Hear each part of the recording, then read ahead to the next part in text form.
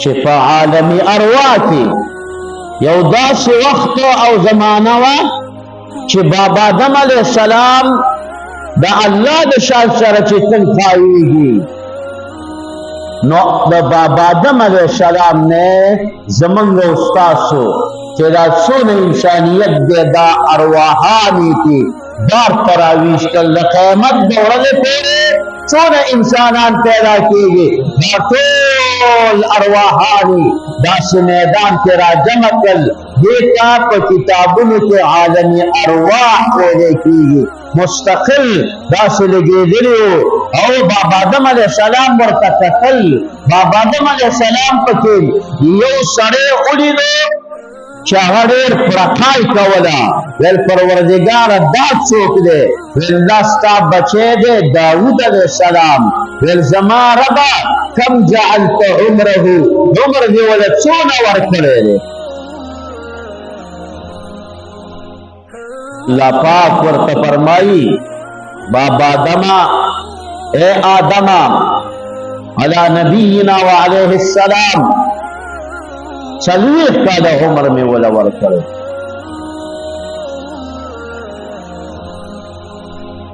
بابا آدم علیه السلام عرض کوي یا ربي دا خو ډېر کم دی د دې سیوا کا. وایي دغته عمر دی.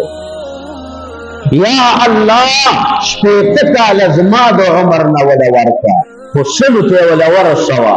یو روایت کې دي چې شپېته کاله عمر دی، نو یا الله 40 کاله وس زما د عمر نه ورکړه. بابا آدم علیه السلام فرمایي عرض کوي نو 100 کاله وله الله تعالی پوره کړه. دواړه روایتونه دي، یو مشکات جلد اول کې دی، یو د مشکات جلد ثانی کې کتاب الادب کې دی. هلته طالبانو ته منګه هغې کې 3 تطبیقه کو، هغه مې مراد نه دی، خو مقصد زما دا دی چې عالمي ارواح وه دا زمونږ استاسو ارواحان الله تعالی ته یو میدان ودرولي. الله تعالی ورته وفرمایل الست بربکم، زه ستاسو رب نه یمه؟ قالو بلا، دې ټول ارواحانو په یو اواز وویل یا الله ته زمونږ رب یې، ته موږ په رب باندې منلې، ته زمونږ خالق یې، ته زمونږ مالک یې، ته زمونږ رازق یې، ته زمونږ معبود یې، موږ به د تا عبادت کوو. نو دیتا وعده د بلا وی.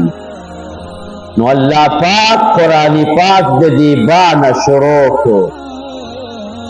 ما او تا ته هغه وعده خپله رایادوي، هغې ته اشاره کوي چې زما بنده تا ما څه وعده کړې زه یې منلی یمه، نو اوس به ما مني، زما پیغمبران به مني، ما کتابونه درلېږلي هغه به مني، قرآن پاک باندې به عمل کوي، اخرت له به تیارې کوي.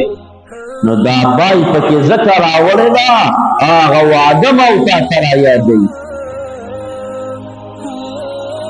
دویمه وجه دا ده چې دی دې ته اشاره ورکړې ده چې دا قرآن به درته اسان کړم. دا ګوره وړو وړو بچو د الله دا کتاب څونه عظیم کتاب دی، دا لري واړه واړه بچي او د قرآن کریم حافظان حیران بشي. د 9 کالو به وي او د قرآن حافظ وي، په یاد باندې به ورته قرآن شریف معلوم وي او په یاد به ورته زده وي. نو دا الله ذوالجلال دا قرآن پاک آسان کړی دی، آسانېدو ته اشاره کړې ده په ربا کې. ځکه ماشوم چې کله خبرې زده کوي نو ده ته د ټولو نه لومړی حرف چې آسان دی نو هغه با ده. تاسو ماشومانو باندې نظر واچوئ، د ټولو نه لومړی به دا با او بابا دا نوم به دا د ټولو نه لومړی زده کوي. دا با حرف دا ماشوم ته هم په خپله ژبه باندې آسان دی. الله پاک یو قسمه ډاډګیرنه راکوي موږ او تاسو ته چې زما کتاب ته کښېنه آسان دی، سپین ږیری ختم دی کې او که ماشوم وبیا دی ختم دی کې. بل په دې با کې دا لاندې زیرې راوستی دی. دا زیرې ولې راوستی؟ اول سر نے منگتان د دې خبرې تعلیم راکو، تربیت راکو چې عاجزي په ځان کې پیدا که، ځان زیر کا.